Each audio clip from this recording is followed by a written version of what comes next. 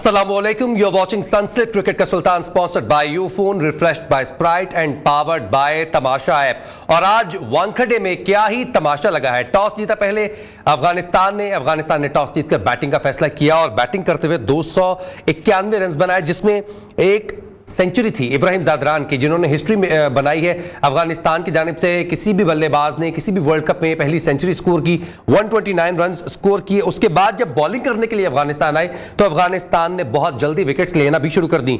18 पे David Warner को out किया, ट्रेविस हेड 0 पे आउट हुए, Mitch Marsh 24, Marnus Labuschagne 14, Josh Inglis 0। और एक दफा तो ऐसा लगा कि अजमतुल्लाह उमरज़ई हैट्रिक पर भी आ चुके हैं। जिसके बाद कुछ बैटर्स हैं, मार्कस स्टोइनिस 6 पे आउट हुए, मिचेल स्टार्क 3 पे, 91 पे 7 विकेटें गिर गईं। 19वां ओवर था, जिसके बाद पूरी दुनिया के क्रिकेट फैंस को ऐसा लग रहा था कि अफगानिस्तान इस मैच को जीत जाएगा, लेकिन वो एक फैक्टर को मिस कर गई। वो फैक्टर था ग्लेन मैक्सवेल का, जिन्होंने अपने एक टांग के बलबूते पर वन मैन शो दिखाया, 201 रन की बारी खेली और आपको बताएं उन्होंने 10 छक्के 21 चौके लगाए और मैच को अपनी टीम की जो है ना गोदी में ला के रख दिया, जो कि अफगानिस्तान की जीत मुंह में चली गई थी, उनके मुंह से जो है ना जीत छीन के लाए हैं। क्या ही कमाल की बैटिंग की है। पहले एक ओवरव्यू रिपोर्ट देखते हैं, उसके बाद अपने एक्सपर्ट्स की जानिब जाएंगे।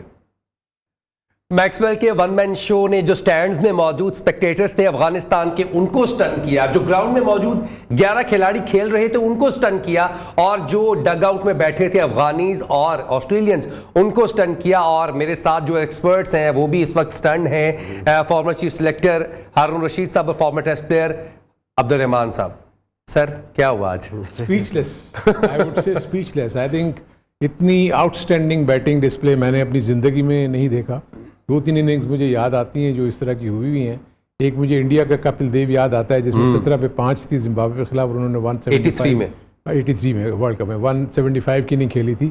एक मुझे विव रिचर्ड्स की एक इनिंग याद आती है, जिसमें उन्होंने 5 आउट होने के बाद वेस्ट इंडीज़ को, इंग्लैंड के खिलाफ उन्होंने एक बड़ी अच्छी शानदार सेंचुरी स्कोर की थी। और आपको याद होगा कि रज़ाक ने भी एक इनिंग अबू धाबी में साउथ अफ्रीका के खिलाफ ज़बरदस्त इनिंग खेली थी, लेकिन वो तीनों के तीनों फिट थे जी।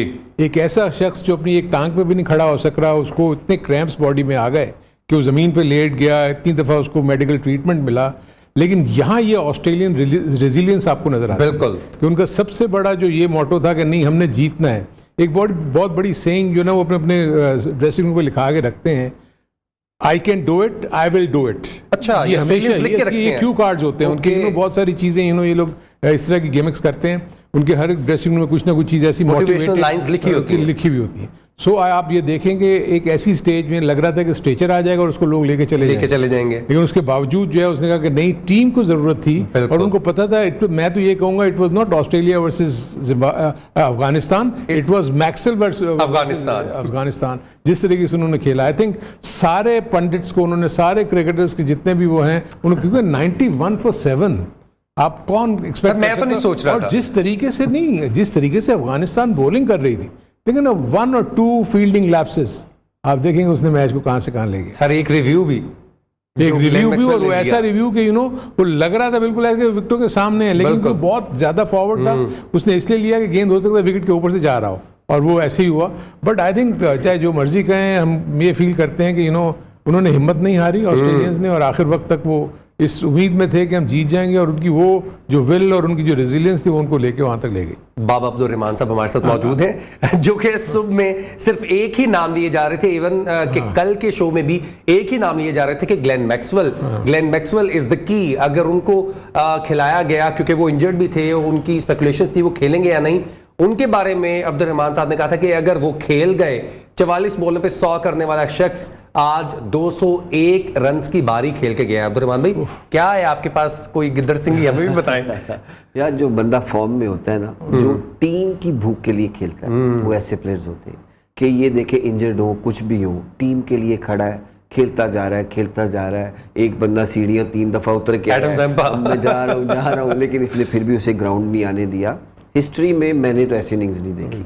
एक बात कि आप अकेले ही मैच को ले गए, 7 खिलाड़ी आउट, और आप अपनी नेचर जो आपको खेलना आता है वही खेले। आपने कहीं भी ऐसे नहीं दिखाया कि मैं, सबसे बड़ी बात यार इसकी इनिंग्स के साथ जो पैट कमिंस 13 ओवर मेडन खेल दिए, बिल्कुल ऐसे ही है। 13 मेरा ख्याल है 60 बॉलों पे उसके 68 बॉलें खेले और 12 रन 12 रन, इसका मतलब 10 से 11 ओवर आपने मेडन खेले हैं और फिर भी 20 बॉल पहले मैच को खत्म किया है। ये चेज में हिस्ट्री क्रिएट हो गई कि इतने डॉट। खैर वानखेड़े का ये जो है हाईएस्ट रन चेज था और हाईएस्ट रन चेज ऑस्ट्रेलिया का भी था किसी भी टीम के खिलाफ इन द वर्ल्ड कप। इतने डॉट खेल के भी फर्स्ट बैटिंग हो सर 19वें ओवर में तो आपके 7 आउट हो गए थे, तो आपके पास ओवर्स तो बहुत ज्यादा थे, विकेटें नहीं थी। ये मेरा ख्याल है जितने भी वर्ल्ड कप्स हुए, जो क्रिकेट हो रही है, ये बेस्ट मैसेज टू एवरीवन कि नेवर गिव अप। क्रिकेट यही है कि आप जितना दिल लगा के खेलेंगे, खुद पे ट्रस्ट करके, आप कोई भी टीम हो, कोई भी टोटल हो, ये क्रिकेट में आपको बता के गया है कि ऐसे खेलोगे तो रिजल्ट अच्छा आएगा और आपकी टीम कैसे खेलेंगे, नो फुटवर्क ठीक है, आप बॉल को कभी खड़ा होकर मैं पीछे माइक लगा वरना आप बताना चाह रहे थे। ये खड़ा है इधर मार दी, ये खड़ा है इधर मार दी। दोबारा से बताइएगा, आप नाज़रीन को ज्यादा नजर आ रहे हैं। नहीं, एक बंदा यूं स्टांस पे खड़ा है, हाँ। मैं यूं खड़ा हो गया इधर ले आ, यूं खड़ा हुआ इधर ले आ, ये मजाक हो। अफगानी और उसकी रनिंग बहुत अच्छी थी, रनिंग बहुत अच्छी थी। ये यार एक वो क्रिकेट में वो एक ऐसी एग्जांपल सेट करके गया है कि क्रिकेटर्स लव इन जी। इट, और इतना इंटरटेन करके जाना, आप देखें कि किस मैच को कहाँ लेके गए। तो ये क्रिकेट की हिस्ट्री में मेरे ख्याल में कि one of the best player, इसका तो मुजस्समा बना देना चाहिए कि ये जितने क्रिकेटर्स को भी इंटरटेन करके गया है और इस वर्ल्ड कप में सारा टाइम पिच पे गुजारा है। अच्छा, वो छक्का लगाने के बाद स्टंबल करना, गिर जाना, लोग तो मोहम्मद रिजवान की बैटिंग को भी कंपेयर कर रहे थे, लेकिन he is nowhere near उसका sometime acting, sometime cramps, लेकिन ये cramps थे, वानखेड़े की गर्मी, वानखेड़े की ह्यूमिडिटी। हमने देखा कि स्टीवन स्मिथ इस मैच से पहले जो है वो इसी वजह से बीमार हो गए, मैच नहीं खेल पाए। लेकिन जितनी तारीफ की जाए, 201 रन की बारी और 202 रन की पार्टनरशिप, 8वीं विकेट पे ये पार्टनरशिप भी सबसे बड़ी है। ठीक है, एक तो आज रिकॉर्ड्स कायम हुए, अफगानिस्तान की तारीफ करनी पड़ेगी, उसमें भी आएंगे, लेकिन जो ऑस्ट्रेलिया ने कर दिखाया है, ऑस्ट्रेलिया ने बता दिया है कि वो क्यों 5 दफा के चैंपियन है और one of the biggest team क्यों है वो, उनको लोग क्यों फेवरेट कहते हैं, क्योंकि वो कभी भी हार नहीं मानते हैं, मैच को जीतने के लिए जाते हैं। अरुण साहब, ये इंटेंट जो आज हमने देखा है ऑस्ट्रेलियंस में, ये नॉट न्यू, हमने इनको पहले भी देखा हुआ है। ये मैच को जल्दी हारते नहीं है, मैच को एंड तक लेके जाते हैं। इसमें तो देखिए कोई शक नहीं है, और आई थिंक आज तो उन्होंने बहुत ही ज़्यादा एक्स्ट्रा ऑर्डिनरीली ऐसी चीज़ कर दी है जो इससे पहले कभी नहीं देखी गई। देखिए, जो सबसे अच्छी चीज़ उसकी बैटिंग में ये थी कि स्पिनर सामने बॉलिंग कर रहे हैं, एक मिस हिट नहीं हुई, एक मिस हिट नहीं हुई। जो भी उसने हिट किया है वो ग्राउंड से बाहर ही गई। यानी नॉर्मली ऐसा होता है कि आपका फुटवर्क नहीं हो, आप सिर्फ अपनी कलाइयों से खेल रहे हैं, आप सिर्फ बैट को वेरियस डायरेक्शंस आप दे रहे हैं और उसमें आपको इतना अच्छा कनेक्ट कर रहे हैं कि गेंद जो है वो बाउंड्री लाइन की। और जो अमेजिंग चीज ये थी कि वो उनको गैप्स मिल रहे थे। दिस इज समथिंग जो कि मतलब समझ नहीं आ रही थी, आपकी समझ, मेरा ज़हन भी माऊफ हो रहा था कि जो भी मार रहा है वो गैप में जा रही है, हालांकि वो कोई इंटेंशन, लेकिन वो जिस तरीके से वो पंच करता था, वो गेंद 1-2 बॉल्स ऐसी थी कि उन्होंने बैकफुट पंच किया, हाँ। और रहमान भाई भी कह रहे थे हमें ऐसा नहीं लग रहा था चौका होगा, और वो बाउंड्री पार जा रहा है, और नहीं कई दफा भाग रहा ना, उसके फेस से लगा भी नहीं, और नहीं वो जो मतलब जो लिफ्ट कर रहा था उसको पता होता था कि बाउंड्री के बाहर ही गिरेगा, यानी कोई भी बाउंड्री के अंदर तो कोई बॉल नहीं, पावर हिटिंग। दो सिर्फ उसने जो मिस टाइम किए, जिसमें एक के 2 चांसेस क्रिएट हुए जो कि कैप्टन से कैच नहीं हो सका राशिद की बॉल पे, और एक शॉर्ट फाइन लेग पे कैच नहीं हो सका मुजीब से।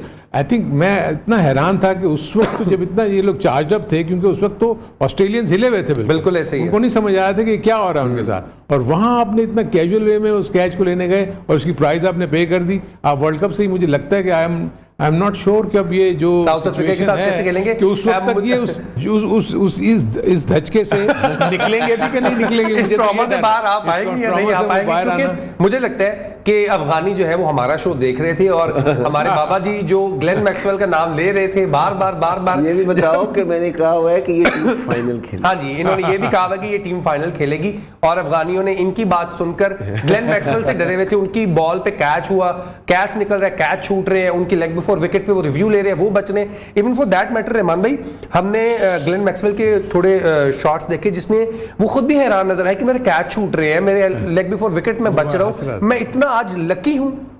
देखो, जब उसका कैच छूटा उसके बाद ऐसा कोई शॉट नहीं उसने खेला कि जो चांस भी लगे कि कैच इट, वो सारे के सारे बाय, जो नीचे खेले वो सारे गैप। नहीं, क्राउड ने तो कैच पकड़े ही होंगे ना। वो तो वो तो लेके गए। लेकिन फैजान, इसमें एक चीज है कि हम जितनी तारीफ कर रहे थे ना इनके स्पिनर्स की, आज एक ही बंदा एक्सपोज कर गया जी कि आप इन पे अटैकिंग क्रिकेट खेलेंगे तो आप इनको रन्स बना सकते हैं, तो ये बैकफुट हो सकते हैं। तो ये आज उसने बताया कि उनकी बॉलिंग ने कहीं भी ऐसे नहीं लगा कि इसको आउट कर लेंगे। जितने बॉलर थे वो इसे बच रहे थे।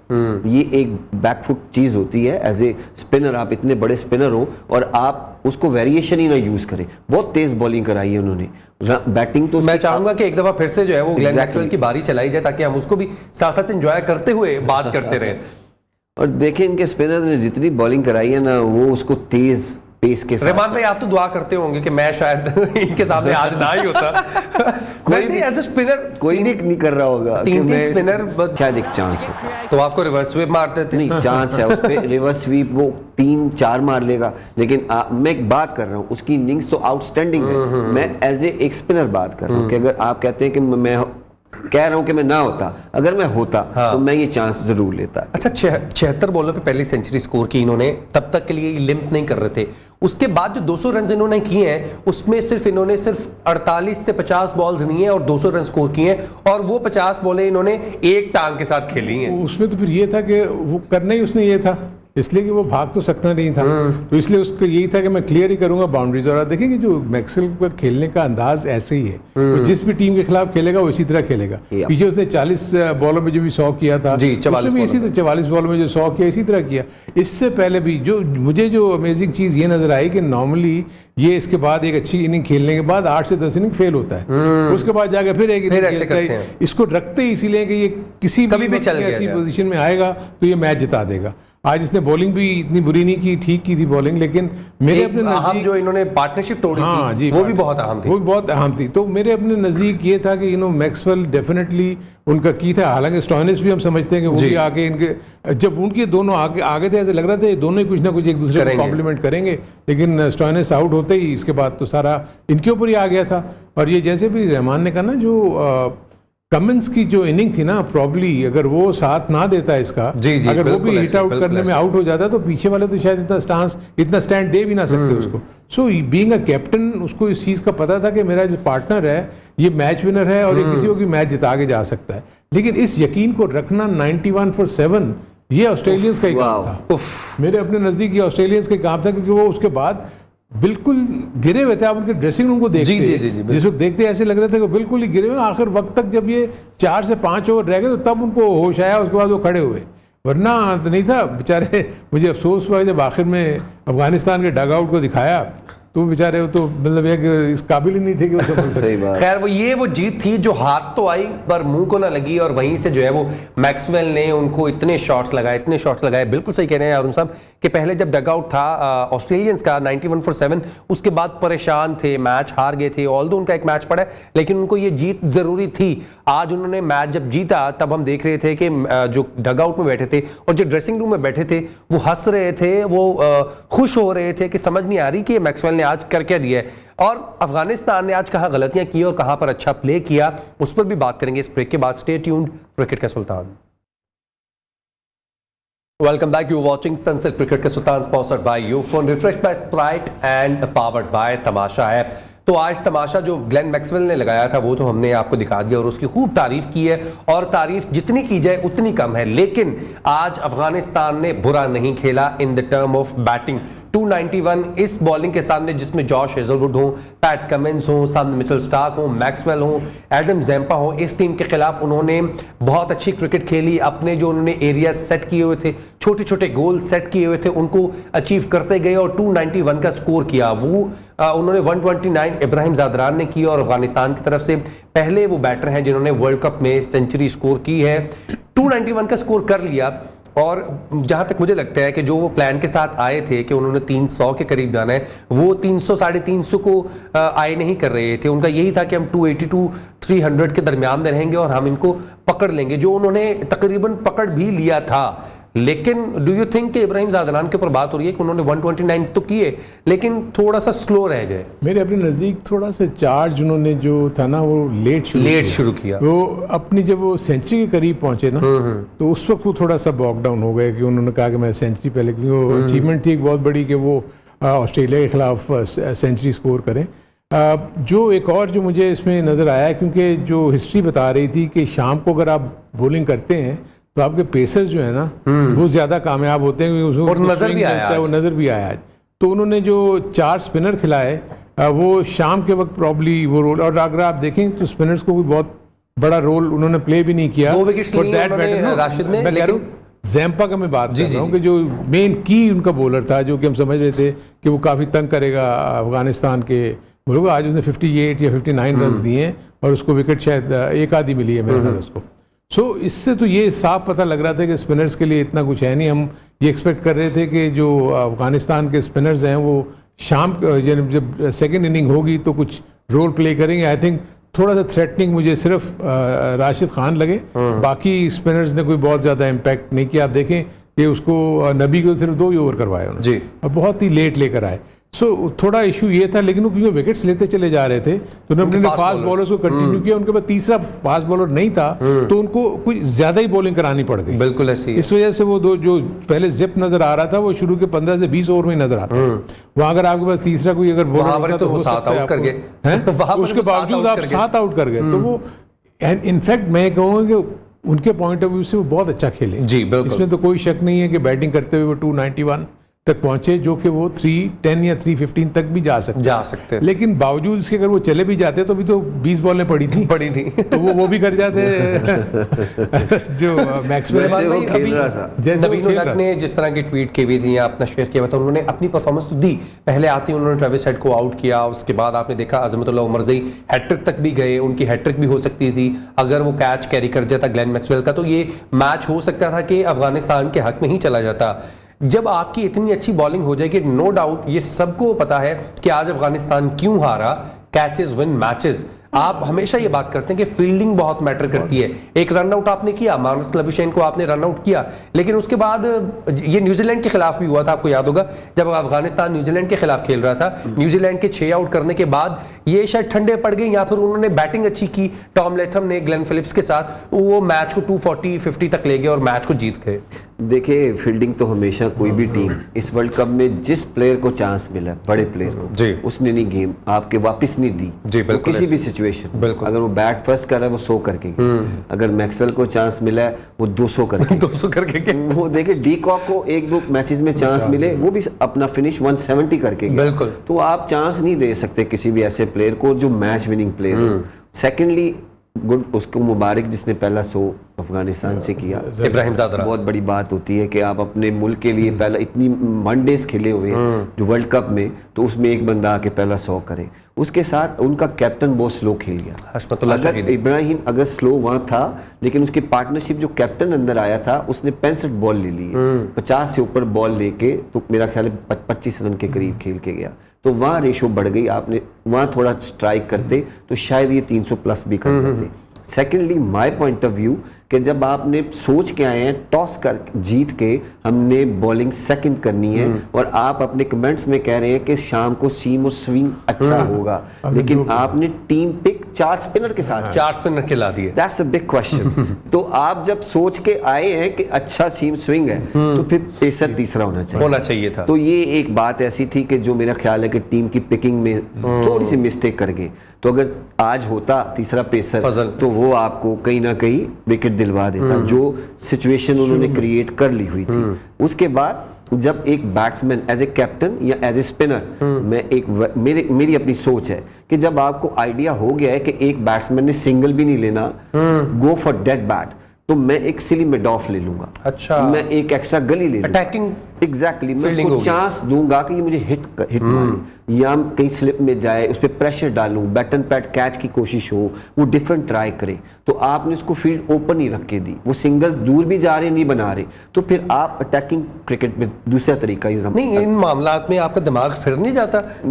इधर तो आपकी कैप्टनसी का या आपकी मैनेजमेंट का पता चलता है कि इस मौके पे एक बंदे ने पोटेंशियल का भी पता चलता है। एग्जैक्टली 60 डॉट बॉल खेल दी है, तो आप उसके पे क्या फील्डिंग ले रहे हैं, वही जो मैक्सवेल के लिए बिल्कुल। तो वो सिंगल्स भी नहीं बना रहा, वो आपको बड़ी हिट पे भी नहीं जा रहा। तो एज ए कैप्टन या राशिद उसको थिंकिंग करनी चाहिए थी कि मैं इस पे अटैक कैसे कर सकता हूँ, फील्डर ऊपर लाऊं, इतने रन्स पड़े हैं, रन्स तो वैसे भी आपको हर ओवर में बन रहे हैं और मैक्सवेल बना रहा है, उस दूसरे एंड से वो नहीं बना रहा, तो इस पे मैं प्रेशर कैसे क्रिएट करूंगा। दूसरे एंड से भी विकेट ले लेते तो शायद Exactly. मैच का जो है ना सिनेरियो चेंज होता। माय थॉट कि अगर आप ये चीजें आप प्रेशर डालते तो शायद बैट के करीब कोई आपको एज मिल जाता, बैट एंड पैट खेलते, कॉट भी, कई चीजें फिर इसमें आ जाती हैं। बैट्समैन के जेहन में आता है मैं हिट करूं, इधर फील्डर नहीं है, वहां मिस हिट होती है, आपको चांस मिलता है। तो ये एक चीज थी कि जो मुझे लगा कि एक प्रोफेशनल और एक वहां पे कैप्टन की जरूरत थी इस थॉट को करने। अफगानिस्तान अपने चांसेस क्रिएट कर सकता था, लेकिन आज का मैच जीतने के बाद उनके पॉइंट्स टेबल पर और सेमीफाइनल पर जाने के लिए कितने चांसेस हैं वो पॉइंट्स टेबल देख लेते हैं। पॉइंट्स टेबल पर अभी जो सिचुएशन है वो आपके सामने है। इंडिया, साउथ अफ्रीका और Australia they are through to the semifinals. चौथी पोजीशन के लिए अभी तक जंग जारी है। न्यूजीलैंड का एक मैच पड़ा है जो कि उन्हें खेलना है श्रीलंका के खिलाफ। पाकिस्तान का एक मैच पड़ा है इंग्लैंड के साथ। अगर न्यूजीलैंड अपना मैच श्रीलंका के खिलाफ हार जाती है और पाकिस्तान अपना मैच इंग्लैंड के खिलाफ जीत जाती है तो ये चौथी पोजीशन पाकिस्तान की हो सकती है। और अगर न्यूजीलैंड अपना मैच जीत जाती है तो पाकिस्तान के लिए बहुत सी कैलकुलेशंस है जिसको करना पड़ेगा। इंग्लैंड को मैच हराना भी होगा और एक बड़े मार्जिन से मैच हराना होगा। अफगानिस्तान की जो पोजीशन है, अफगानिस्तान ने जो 8 मैचेस खेले, 4 मैचेस बहुत ही बेहतरीन किस्म के मैचेस जीते, लेकिन आज का मैच हारने के बाद उनका नेट रन रेट जो है वो खासा नीचे चला गया है। अफगानिस्तान ने अपना अगला मैच जो खेलना है उसके बाद भी ऐसा लग नहीं रहा कि अगर वो 10 पॉइंट्स पे फिनिश करेंगे तो उनका नेट रन रेट इतना बेहतर होगा कि वो पाकिस्तान और न्यूजीलैंड के नेट रन रेट से मुकाबला कर सकेंगे। तो ऐसा लग रहा है कि जो अफगानिस्तान है साउथ अफ्रीका के खिलाफ वो मैच अपना आखिरी खेल के अपने मुल्क को वापस चला जाएंगे। Bangladesh, Sri Lanka, Netherland and England are eliminated from this world cup. और अभी तक की ये सिचुएशन है। दीगर टीम्स अपने अपने स्पॉट्स फिक्स कर चुकी हैं जो कि इंडिया है, साउथ अफ्रीका है, ऑस्ट्रेलिया है।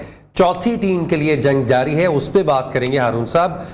अब जो है ना एक मैच रह गया 9 नवंबर को जिसको पाकिस्तानियों को बहुत गौर से देखना है और दुआएं करनी है कि वो उन पाकिस्तान के हक में भी आए और श्रीलंका के हक में भी जाए या फिर बारिश हो जाए, ये चीजें हैं। और एक 11 नवंबर को मैच है जो कि पाकिस्तान का अपना मैच है विद इंग्लैंड। देखिए चीज़ें जिस तरह से मूव कर रही हैं लग तो ऐसे रहा है कि कुदरत का निजाम चल रहा है और वो लग रहा है कि पाकिस्तान को वहाँ ले जाएगा। क्योंकि पाकिस्तान के लिए एक और जो प्लस पॉइंट है वो प्लस पॉइंट ये है कि पाकिस्तान का मैच आखिरी है। सारी कैलकुलेशन, सारी इक्वेशंस जो है ना उनके सामने होंगी कि हमने कितने रन से उनको, अगर हमने जीतना है तो कितने रन से जीतना है, अगर हमने सेकंड बैटिंग करनी है तो कितने ओवर पहले हमने उस रन को चेज करना है, अगर हमने रिस्ट्रिक्ट करना है तो अगर उन्होंने कोई हमें टारगेट दिया है तो हमने उसको किस तरीके से अचीव करना है। तो ये सारी चीज़ें इनके सामने पड़ी हुई होंगी और इन्होंने एग्जीक्यूट करना होगा।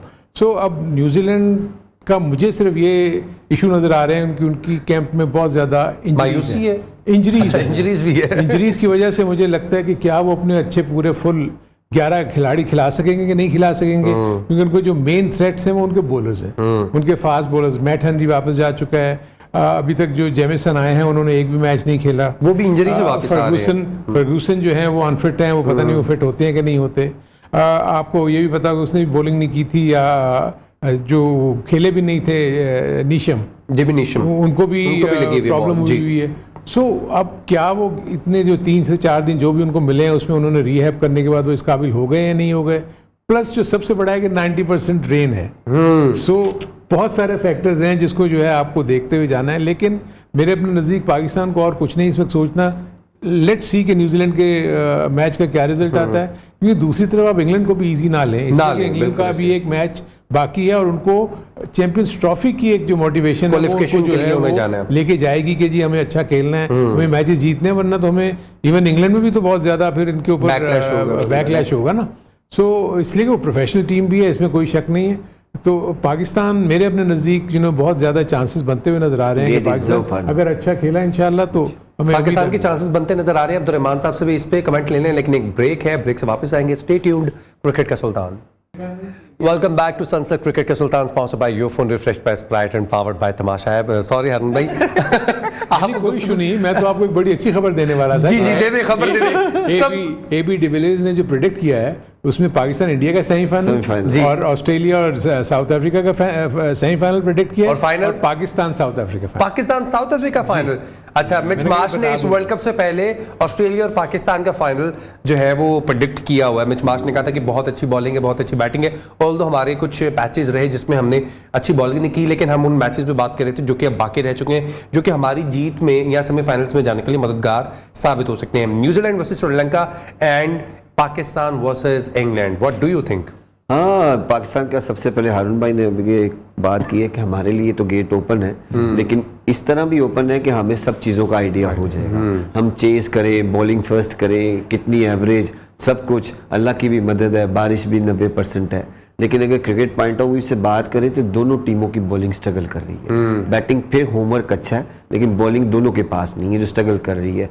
न्यूजीलैंड की इंजरीज में वो स्ट्रगल कर रही है, अदरवाइज वैसे परफॉर्मेंसेस वैसे उनकी अच्छी परफॉर्मेंसेस थी। लेकिन पिछली 2-3 गेम्स में जो इंजरीज आई, प्रॉपर बॉलिंग नहीं खेल रही, तो न्यूजीलैंड भी डाउट क्रिएट करती है कहीं ना कहीं, क्योंकि श्रीलंका की बैटिंग ऐसी है कि वो अगर आप ये 300 तक इनको स्टक कर देते हैं तो 300 बना सकते हैं। लेकिन रहमान भाई, डू यू थिंक कि 4 मैचेस आप लगातार हारे हो and New Zealand will lose another match on the day? ये तो क्रिकेट है फैजान, आज भी देख ले कि एक टीम जीत के बैठी हुई है, 4 मैचेस तो 90 पे 7 आउट करके बैठी हुई है और 290 रन हो गए। तो क्रिकेट कभी भी आप आज के मैच से तो ना मिला है किसी मैच को। आप डे गेम है ये, आप हिस्ट्री इस पूरे वर्ल्ड कप में जितनी भी चीजें हुई हैं वो उल्ट हुई है। तो फिर इसका मतलब है कि इन डेज में, जिसको मॉडर्न डेज क्रिकेट कहते हैं, वो यही है कि जो हिस्ट्री है उनको चेंज करके नए रिकॉर्ड्स बन रहे हैं, नई चीजें सामने आ रही हैं। अब ये डिस्कशन में आएंगी अगले वर्ल्ड कप तक कि ये वर्ल्ड कप में ये हुआ था। तो दोनों टीमों का चांस ऐसी है, बस चांस ये है कि अल्लाह बारिश करा दे, अल्लाह बारिश करा दे। सबसे अच्छी बात ये है, क्योंकि ऑब्वियसली न्यूजीलैंड ऐसी टीम नहीं है कि जिसको हम राइट ऑफ कर सकते हैं, और श्रीलंका की कोई ऐसी खास परफॉर्मेंस हमने इस वर्ल्ड कप में देखी नहीं है। सिर्फ एक मैच जीते हैं। उनकी परफॉर्मेंस बैटिंग के लिहाज से अच्छी चल रही है, लेकिन उनकी बॉलिंग स्ट्रगल कर रही है, जैसे रहमान भाई ने भी कहा। कल जो एक मैच है वो खेला जाना है इंग्लैंड वर्सेस नीदरलैंड का। नीदरलैंड जो है वो भी इस तगदो में है कि वो नंबर 7 पे फिनिश कर ले, ताकि वो चैंपियंस ट्रॉफी जो कि 2025 में होनी है उसमें क्वालिफाई कर जाए। और इंग्लैंड भी अपनी बका की जंग लड़ रही है, इतनी अच्छी वो टीम डिफेंडिंग चैंपियन है, और इस पॉइंट्स टेबल में वो नंबर 10 पे है, एलिमिनेट हो चुकी है। उन्होंने भी 2025 की चैंपियंस ट्रॉफी के लिए क्वालिफाई करना है। कल का मैच उनके लिए बहुत इंपॉर्टेंट होगा। फॉर दैट मैटर उनके लिए जो मैच है पाकिस्तान के खिलाफ 11 नवंबर को, वो भी बहुत इंपॉर्टेंट होगा।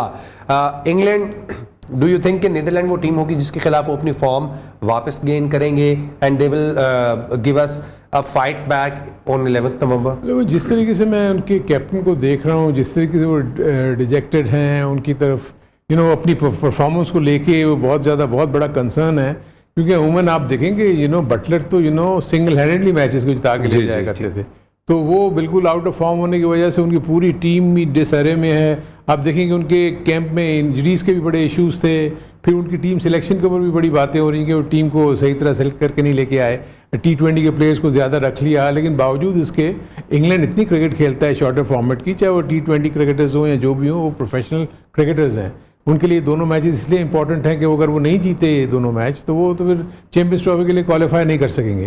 सो ये उनके लिए एम है जिसकी वजह से वो पूरा एकदम से दोबारा वो चार्ज अप होंगे कि हमें ये मैचेस जीतने हैं और कल नीदरलैंड से खेल के अपने उस ग्रुप में वापस आ सकते हैं। ठीक है, नीदरलैंड भी बहुत अच्छा खेल रही है, लेकिन मैं ये देख रहा हूँ कि वो ऐसे क्रंच मौकों के ऊपर आकर जब उनको प्रेशर पड़ता है तो कोलैप्स कर जाती है। सो इंग्लैंड उनको अगर कल मैच जीत लेती है तो ऑब्वियसली फिर उनकी सारी नज़रें पाकिस्तान के मैच में होंगी।